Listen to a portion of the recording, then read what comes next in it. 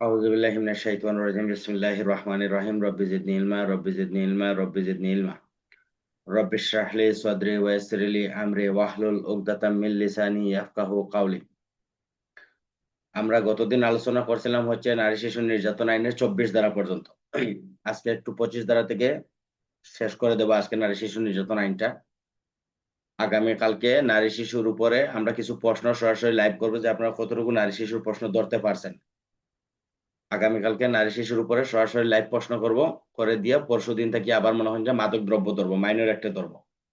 আর আগামী 7 তারিখ সকালবেলা, 7 তারিখ থেকে যদি স্টুডেন্ট হয় তাহলে সকালবেলা একটা ব্যাচ চালু করব। আর যদি স্টুডেন্ট না হয় তাহলে ওই ব্যাচ চালু করব না, কারণ আমার সরাসরি প্র্যাকটিক্যাল যে ব্যাচ আছে তাদেরকে আমার রাত্রে সময় দিতে হয়। এই জন্য চিন্তাধারা করছি যে ওই অনলাইনে রেগুলার নিচে এত সময় না দিয়া, কারণ যেহেতু স্টুডেন্ট না হলে তাদের নিচে সময় দিয়ে লাভ নেই। এই জন্য প্র্যাকটিক্যাল ক্লাসে আমার লোক আছে, এখানে 15-20 জন আছে, তাদের নিচে সময় দিলে এরা দেখছি যে অ্যাক্টিভ আছে। আর অনলাইনে মনে করেন যে দেখা যায় যে ওই যে ফ্রি লিঙ্ক, তো এই জন্য মনে হয় যে অনেকে ঢুকতে চায় অনেকে ঢুকতে চায় না। এই জন্য আগামী মাস থেকে এই ফ্রি লিঙ্কও দেওয়া বন্ধ করে দিব, সবটা পেড কোর্সে নিয়ে চলে যাব। পেড পেড গ্রুপে যারা থাকবে তাদেরকে এই লিঙ্ক দেবো, আর না হলে লিঙ্ক দেওয়া হবে না। ঠিক আছে, আমরা ফৌজদারি নারী শিশু নির্যাতন আইনের 25 ধারা, নারী শিশু নির্যাতন আইনের 25 ধারায় বলা হচ্ছে ফৌজদারি কার্যবিধির প্রয়োগ। অর্থাৎ এই যে নারী শিশু নির্যাতন আইন যেটা আছে, এই আইনটা ফৌজদারি কার্যবিধি কিভাবে হবে, অর্থাৎ ট্রাইব্যুনাল তদন্ত বিচার নিষ্পত্তি ফৌজদারি কার্যবিধি অনুসারে প্রযোজ্য হবে। তাহলে আমরা ফৌজদারি কার্যবিধিতে পাইছি যে ফৌজদারি যদি অন্য কোনো আইনে তার তদন্ত অনুসন্ধানের বিচার থাকে সেই ক্ষেত্রে ফৌজদারি প্রভাবিত করবে না, কিন্তু নারী শিশু নির্যাতন আইন 25-এ কি বলতেছে যে তদন্ত অনুসন্ধান বিচার হবে ফৌজদারি কার্যবিধি অনুসারে। এবং এই যে নারী শিশু ট্রাইব্যুনাল এটা দায়রা আদালত হিসেবে গণ্য হবে 25-এর 1। আর 25-এর 2 হচ্ছে বাদীর পক্ষে পাবলিক প্রসিকিউটর মামলা পরিচালনা করবেন। 25-এর 2 হচ্ছে বাদীর পক্ষে পাবলিক প্রসিকিউটর মামলা পরিচালনা করবেন। ওই 25 দ্বারা আমাদের জন্য এত ইম্পর্টেন্ট না, তবে 25-এর যেটা সংশোধন হয়েছে, এই সংশোধনটা আমাদের জন্য খুবই ইম্পর্টেন্ট। থানার অফিসার ইনচার্জের দায়িত্ব একে বলা আছে যে থানার ভিতরে অফিসার ইনচার্জের কাছে যদি কোনো ব্যক্তি এজাহার নিয়ে আসে এবং সাক্ষ্য প্রমাণ নিয়ে সে কি করছে, থানায় আসছে, আসার পরে ওসি ভারপ্রাপ্ত কর্মকর্তাকে বলছে যে আমি এই অপরাধের শিকার হয়েছি, তখন তাৎক্ষণিক অফিসার ইনচার্জ কি করবেন, অপরাধের শিকার ব্যক্তির অভিযোগ এজাহার নেবেন, মেডিকেল পরীক্ষা করাবেন এবং চিকিৎসার ব্যবস্থা নেবেন। এটা হচ্ছে 25-এর 1।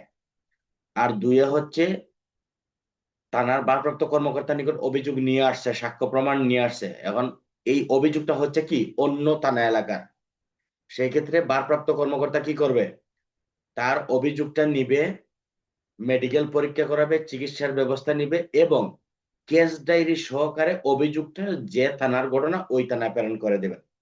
25-এর 2, 25-এর 2।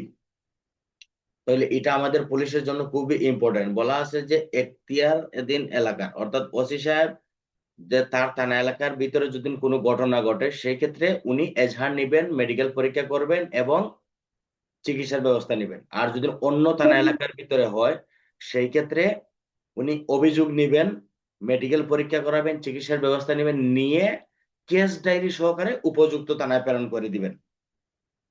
25-এর 2। এখন যদি আপনাকে প্রশ্ন দেয় যে অন্য থানা এলাকার নারী শিশু নির্যাতন দমন আইনে অন্য থানা এলাকায় সংগঠিত অপরাধের অভিযোগ যদি আপনার থানা এলাকায় আসে সেই ক্ষেত্রে আপনি অফিসার ইনচার্জ হিসেবে করণীয় কি, তখন উত্তর কি দিবেন?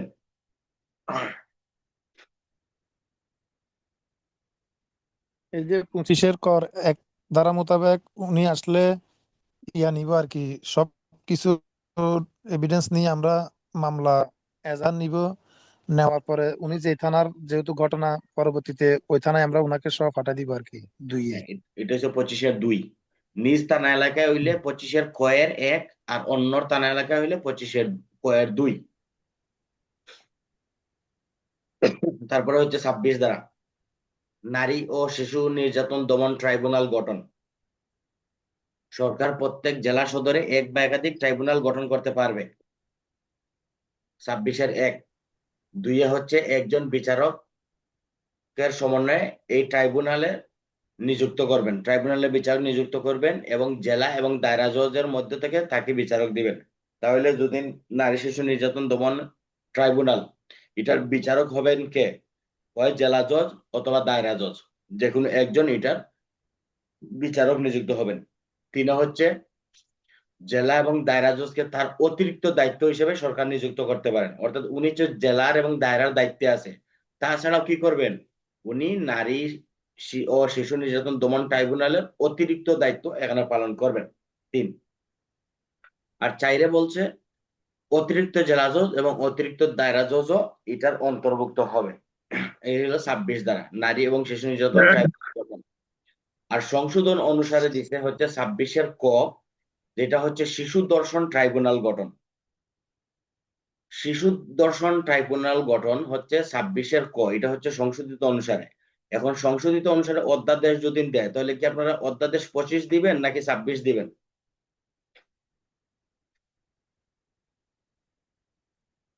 নারী শিশু নির্যাতন দমন আইন, 26 দিব, 26। এটা হবে 26। এটা 25টা কিন্তু বাতিল হয়ে গেছে, এখন 26 আসছে। তাহলে 26-ক, শিশু দর্শন অপরাধ দমন ট্রাইব্যুনাল গঠন। 26-ক, 26-এ পাইছি শিশু নারী ও শিশু দর্শন ট্রাইব্যুনাল গঠন, আর 26-ক তে হচ্ছে শিশু দর্শন অপরাধ দমন ট্রাইব্যুনাল। এখন একে কি বলছে, যে 26 ধারায় যাহাই থাকুক, 26 ধারায় যাহাই থাকুক, সরকার চাইলে এক বা একাধিক শিশু দর্শন অপরাধ দমন ট্রাইব্যুনাল গঠন করতে পারবে। আর ওই আগের মতো জেলা এবং দায়রা জজ এইটার বিচারক হবেন। তারপর হচ্ছে তাদের অতিরিক্ত দায়িত্ব হবে 3-এ। আর 4-এ হচ্ছে ওই অতিরিক্ত জেলা জজ অতিরিক্ত দায়রা জজ অন্তর্ভুক্ত হবে। 5-এ হচ্ছে শিশু সহিংসতা দমন ট্রাইব্যুনাল, অর্থাৎ যদি এই যে শিশু নির্যাতন দমন ট্রাইব্যুনালের কার্যপদ্ধতি হবে কার মতো, এটা হবে নারী শিশু নির্যাতন দমন ট্রাইব্যুনালের মতো। তাহলে আমরা একই কথা পাইলাম, যে নারী শিশু দর্শন ট্রাইব্যুনালের কার্যক্রম হবে শিশু দর্শন ট্রাইব্যুনালের কার্যক্রমের মতো। আর 6-এ বলছে কি, যদি এই ট্রাইব্যুনাল গঠন না হয়, তাহলে এটার কার্যক্রম হবে নারী ও শিশু ট্রাইব্যুনালে।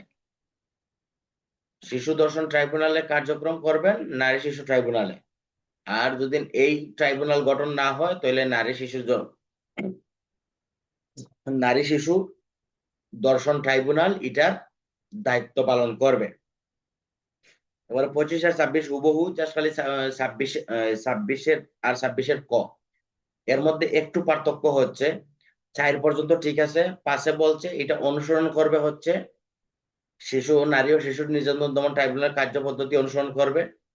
আর হচ্ছে আপনার এই যে যদি এই ট্রাইব্যুনাল গঠন না হয়, সেই ক্ষেত্রে নারী ও শিশু দমন ট্রাইব্যুনালে দায়িত্ব পালন করবে। এইটুকুই পর্যন্ত।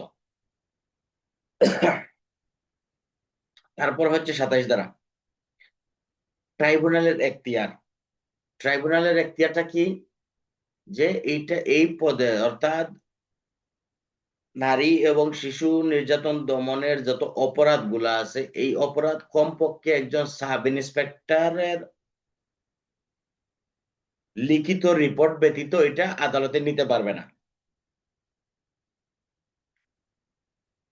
27-এ বলছে একজন সাব ইন্সপেক্টর, কমপক্ষে একজন সাব ইন্সপেক্টর বা সরকার থেকে ক্ষমতাপ্রাপ্ত কোনো ব্যক্তি, তার লিখিত রিপোর্ট ব্যতীত এটা অপরাধ বিচারের জন্য গ্রহণ করা যাবে না। 27 ধারা, 27-এর একে এটা বলছে। একের কতে আবার বলছে যে যদি এক উপধারার অপরাধ গ্রহণ করার অনুরোধ ব্যর্থ হয়, অর্থাৎ এটা ব্যর্থ কিভাবে হয়েছে, যেমন সাব ইন্সপেক্টরের কাছে গেছে, এখন সাব ইন্সপেক্টর বা থানায় এটা অভিযোগটা নেয় নাই, সেই ক্ষেত্রে সে কি করবে, ট্রাইব্যুনালে শপথ করিয়া ট্রাইব্যুনালে অভিযোগ দাখিল করবে। ট্রাইব্যুনাল যদি দেখে যে 7 কার্য দিবসের মধ্যে এটা অনুসন্ধান তদন্ত করবে, তদন্ত করিয়া এটা রিপোর্ট প্রদানের জন্য দিবেন। যদি সত্য হয়, সেই ক্ষেত্রে এটা মামলা নিবেন, আর যদি মিথ্যা হয় তাহলে নাকচ করে দিবেন। 27 ধারা।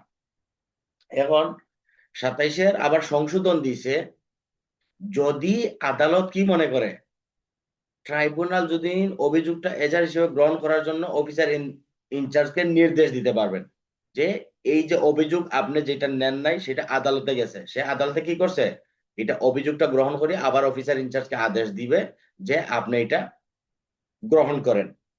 আর দুইয়ে বলছে, যদি ট্রাইব্যুনাল অপরাধ হয়েছে বা অপরাধীকে পাওয়া যায়, সেই ক্ষেত্রে অপরাধটি বিচারের জন্য রিপোর্ট দিবেন এবং বিচার করবেন। কি হয়েছে, যে ট্রাইব্যুনালের যে অপরাধটা গ্রহণ করছে এটার জন্য ওসি সাহেব কি করবেন, গ্রহণ করবেন এবং রিপোর্ট ট্রাইব্যুনালে প্রেরণ করবেন। এবং এটার সাথে এই নারী শিশু নির্যাতন অপরাধ দমনের সাথে যদি এক অপরাধের সাথে অন্য অপরাধের বিচার একত্রে করা যাবে, তাহলে কি নারী শিশু নির্যাতন দমন অপরাধ যেটা, এটা কি কম গুরুত্বপূর্ণ নাকি বেশি গুরুত্বপূর্ণ? এটার শাস্তি যেহেতু বেশি, এই জন্য এটা গুরুত্বপূর্ণ বেশি। এই জন্য এটার সাথে একটা অপরাধের সাথে আরেকটা অপরাধের বিচার করা যাবে, যেহেতু এটার শাস্তির মেয়াদটা কি বেশি। তবে যেই অপরাধের শাস্তি কম সেই অপরাধের সাথে এক অপরাধের সাথে আরেক অপরাধের বিচার করা যায় না, কারণ কি ওইটা শাস্তি তো কম, এই জন্য ওইটার সাথে আরেকটা অপরাধের বিচার করা যাবে না। 28 ধারা, 28 ধারা হচ্ছে আপিল। অর্থাৎ আদালতের রায়ের বিরুদ্ধে বা ট্রাইব্যুনালের রায়ের বিরুদ্ধে রায়ের তারিখ হইতে, আগে ছিল এটা 60 কার্য দিবস, না 60 দিন, আগে ছিল 60 দিন। আর এখন এই যে 25-এর যে সংশোধন করছিল, 25-এর সংশোধন করার পরে এটা দিয়ে দিছে কি 30 দিনের মধ্যে হাইকোর্ট বিভাগে আপিল করতে হবে। আগে ছিল এটা 60 দিন, এখন এটা সংশোধন হয়ে এটা হয়েছে 30 দিনের মধ্যে হাইকোর্ট বিভাগে আপিল করতে হবে। তাহলে নারী শিশু নির্যাতন দমন ট্রাইব্যুনালে দণ্ডপ্রাপ্ত ব্যক্তি কোন আদালতে আপিল করবে?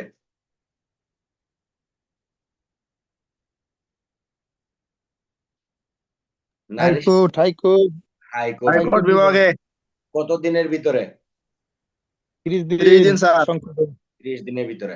এখন যদি আপনাকে এইটা দেয় যে এই নারী শিশু নির্যাতন দমন আইন 2000 সংশোধিত 2022, সংশোধিত 2022 মাথায় রাখবেন, 22 অনুসারে আপিলের সময়সীমা কত দিন? তাহলে কি দিবেন? 60 দিন 60 60 দিন দিন মাথায় রাখবেন। যদি 22 হয় তাহলে 60 দিন, আর যদি 25-26 দেয় তাহলে 30 দিন। এটা মাথায় রাখতে হবে, কারণ প্রশ্নের মধ্যে দিয়ে দিতে পারে, এমসিকিউর মধ্যে বা এই আপনার লিখিত প্রশ্নের মধ্যে দিয়ে দিতে পারে যে সংশোধিত 2022, যদি এই সালটা উল্লেখ থাকে তাহলে সেক্ষেত্রে আপনি মাথায় রাখবেন সংশোধিত 2022 হইলে 60 দিন, আর যদি 25-26 হয় সেই ক্ষেত্রে 30 দিন। 28 দ্বারা স্যার 5 দেওয়ার কি আর সুযোগ আছে? আছে, এমসিকিউ তে দিতে পারে, এমসিকিউ তে দিতে পারে। কারণ এমসিকিউটা হচ্ছে কি যে আপনি কতটুকু জানেন সেটা জানার জন্যই তো হচ্ছে আপনাকে এমসিকিউ, ঠিক আছে? এই জন্য মনে হয় যে এটা আপনাকে দিতেই পারে। তারপর হচ্ছে 29 ধারা, মৃত্যুদণ্ডের অনুমোদন। অর্থাৎ ট্রাইব্যুনাল, এটা কোন ট্রাইব্যুনাল? নারী শিশু না, এখন শুধু নারী শিশু বললে হবে না ভাই, এখন কিন্তু শিশু ধর্ষণ দমন ট্রাইব্যুনালও বলতে হবে।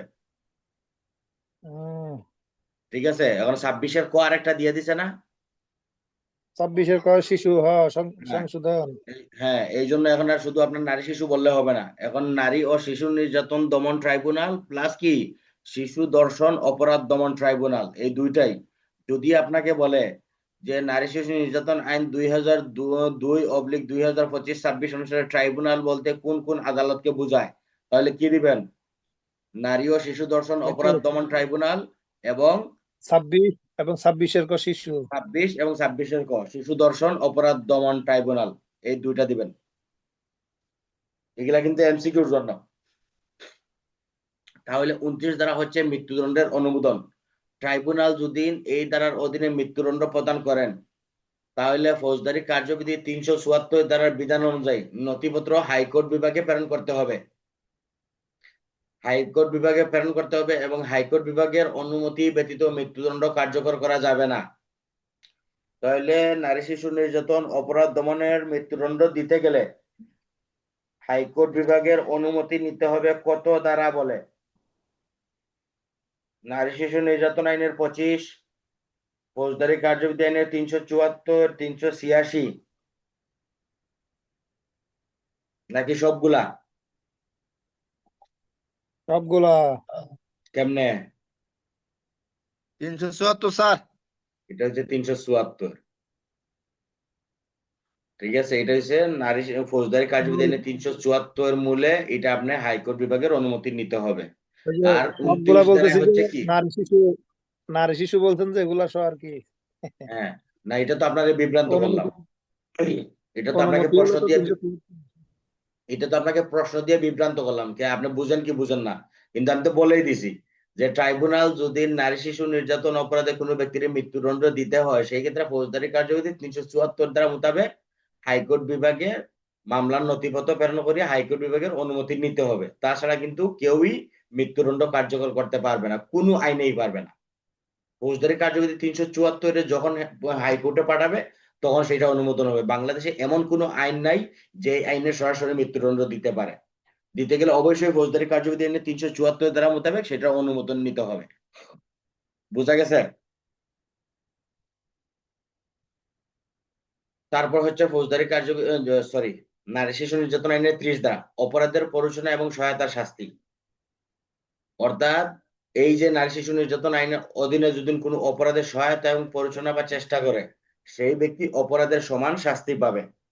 তাহলে এটার সাথে কি আমাদের নারী শিশু নির্যাতন আইনের 9-5 কি সহায়তা যাবে নাকি যাবে না? 9-5 তো এটা তো তিনজনেরই অপরাধ। 9-5 স্যার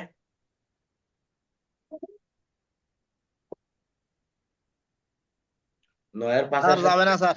9-5 সাথে এটা যাবে না, 30 দ্বারা যাবে না। ওইটা হচ্ছে একটা এটা স্পেসিফিকলি পুলিশ হেফাজতের জন্য। 9-5 তারপর তো এটা ব্যর্থতার জন্য। হ্যাঁ, এটা হচ্ছে ব্যর্থতার জন্য। 9-5 সাথে 30 যায় না কখনোই।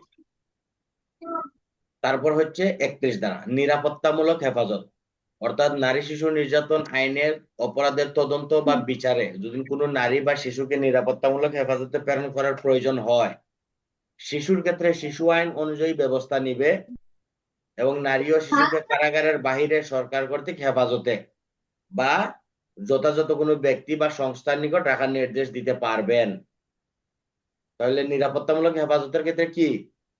শিশু হইলে শিশু আইন অনুসারে, আর যদি শিশু না হয়ে নারী হয় তাহলে কারাগারের বাহিরে সরকার কর্তৃপক্ষের হেফাজতে। যেমন ওই যে আমাদের সমাজসেবা অফিস আছে না, সমাজসেবা, বা ওই যে শিশু শোধনাগার, বা ওই যে আরেকটা কি জানি বলে মাতৃসদন, যেগুলো আছে এইগুলোর মধ্যে রাখতে পারবে, সেফ কাস্টডি যেটা বলে রাখার নির্দেশ দিতে পারবে 31 দ্বারা। এখন 31-এর শর্ট হাইফেন ক, এটাতে কি বলছে? ট্রাইব্যুনাল ইত্যাদির জবাবদিহিতা। ট্রাইব্যুনালের জবাবদিহিতা কি দিবেন? যেমন 20-3 কি করছে, আদালত নির্ধারিত সময়ের ভিতরে মামলা শেষ করতে পারে নাই, এই জন্য 30 দিনের ভিতরে সুপ্রিম কোর্টে রিপোর্ট দিবেন এবং সরকারের অনুলিপি দিবেন।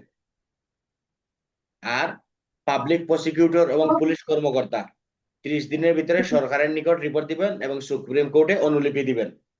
এগুলা কিন্তু এমসিকিউ, যে ট্রাইব্যুনালের জবাবদিহিতা, এগুলা কে কার কাছে রিপোর্ট দিবেন? যে মামলা ম্যাজিস্ট্রেট দিবেন সুপ্রিম কোর্টে আর সরকারের অনুলিপি, আর পাবলিক প্রসিকিউটর পুলিশ কর্মকর্তা 30 দিনের ভিতরে দিবেন সরকারের নিকট এবং সুপ্রিম কোর্টে অনুলিপি।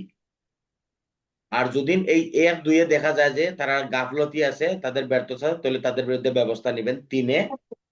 আর 4 হচ্ছে 20-3 ক, অর্থাৎ দর্শন সংক্রান্ত মামলা, এটা 90 কার্য দিবসের ভিতরে শেষ করতে হবে। সেটা কি করছে, শেষ করতে না পারলে সেক্ষেত্রে 3 কার্য দিবসের মধ্যে সুপ্রিম কোর্টে তার রিপোর্ট প্রেরণ করবেন এবং সরকারকে অনুলিপি দিবেন। এই যে এই আইনের সংশোধন অনুসারে কিন্তু মনে হয় ম্যাজিস্ট্রেটের বিরুদ্ধে ব্যবস্থা নেওয়ার কথা স্পষ্ট উল্লেখ করে দিয়ে দিছে।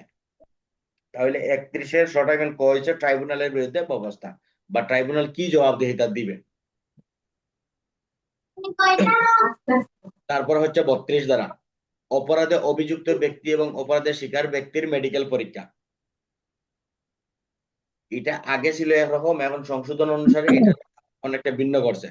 যে অপরাধের শিকার বা অভিযুক্ত অর্থাৎ আসামি বা অপরাধের ভিকটিম তাদেরকে সরকারি হাসপাতালে মেডিকেল পরীক্ষার জন্য গেলে তাদের কাছে কোনো কি করা যাবে না, ফিস নেওয়া যাবে না, এবং যত দ্রুত সম্ভব তাদের এই মেডিকেল পরীক্ষা শেষ করতে হবে। আর দুই হচ্ছে মেডিকেল পরীক্ষা দ্রুত সম্পন্ন করিয়া 72 ঘন্টার ভিতরে সার্টিফিকেট দিতে হবে পুলিশ অফিসার, আসামির পরিবার বা ভিকটিমের পরিবার এবং তদন্তকারী কর্মকর্তাকে বিনামূল্যে দিতে হবে। আর তিন হচ্ছে চিকিৎসক যদি যুক্তিসঙ্গত সময়ের মধ্যে মেডিকেল পরীক্ষা শেষ করতে না পারে, ঠিক আছে, সেই ক্ষেত্রে ট্রাইব্যুনাল তার বিরুদ্ধে ব্যবস্থা নিতে পারবেন। এখন কি ডাক্তারও কি ভাসছেনি? ডাক্তারও এখন মনে করেন যে গাফলতি করার সুযোগ নাই, আইনে স্পষ্ট ভাবে বলে দিছে। তাহলে 32 দ্বারা পাইলাম হচ্ছে মেডিকেল পরীক্ষা। এখন আসামিরও হবে, ভিকটিমেরও হবে, সরকারি হাসপাতালে করতে হবে, কোনো খরচ নেওয়া যাবে না। আর হচ্ছে 72 ঘন্টার ভিতরে শেষ করতে হবে। রিপোর্ট দিবেন কাকে? সংশ্লিষ্ট ব্যক্তিকে, তার পরিবারকে এবং তদন্তকারী কর্মকর্তাকে। আর থানারে কি করবেন? অবহিত করবেন। আর তিনে হচ্ছে চিকিৎসক যদি গাফলতি করে তাহলে তার বিরুদ্ধে ব্যবস্থা নেবেন। 32 শর্ট হইবেন ক, ডিএনএ পরীক্ষা। অভিযুক্ত ব্যক্তি এবং অপরাধের শিকার ব্যক্তির ডিঅক্সিরাইবোনিক্লিক অ্যাসিড ডিএনএ পরীক্ষা করবেন। 32 দ্বারা মেডিকেল পরীক্ষা করার পরও যদি তদন্তকারী কর্মকর্তা পারিপার্শ্বিক অবস্থা বিবেচনা করিয়া যদি মনে হয় যে তার ডিএনএ পরীক্ষা করার দরকার, তাহলে উনি পরীক্ষা করতে পারেন। তাহলে আপনাকে প্রশ্ন দিবে, গত এমসিকিউতে আসছিল মনে হয়, যে পুলিশ কর্মকর্তা কোন কোন ক্ষেত্রে ডিএনএ পরীক্ষা করতে পারেন। সেখানে কিন্তু পারিপার্শ্বিক অবস্থা বিবেচনা করিয়াও সেটা ডিএনএ টেস্ট করাইতে পারেন। তবে শর্ত হইল ডিএনএ পরীক্ষা করা বা না করার ক্ষেত্রে অবশ্যই ট্রাইব্যুনালের অনুমতি নিতে হবে। ট্রাইব্যুনালের অনুমোদন ক্রমেই সেটা পরীক্ষা করতে হবে। আর যদি পরীক্ষা না করেন তাহলে এটার কারণে কি করতে হবে? রিপোর্টে উল্লেখ করতে হবে।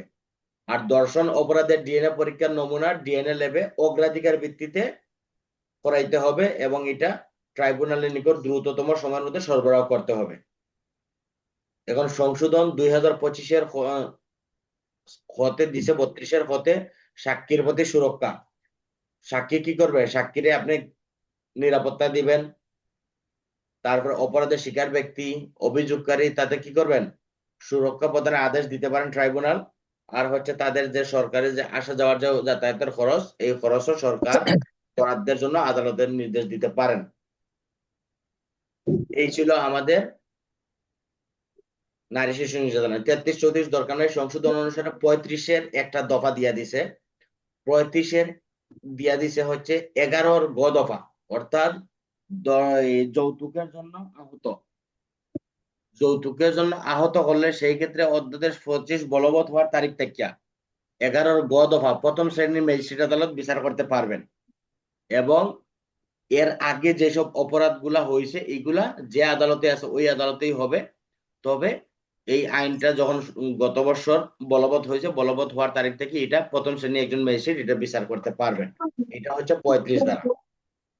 আর যদি এর অপরাধের তদন্ত অনুসন্ধান বিচার হবে কি আমলযোগ্য, আপোষযোগ্য, জামিন অযোগ্য। এবং অপরাধের তদন্ত অনুসন্ধান বিচার হবে ফৌজদারি কার্যবিধি অনুসারে এবং সাক্ষ্য গ্রহণ করবেন সাক্ষ্য আইনের বিধান অনুসারে।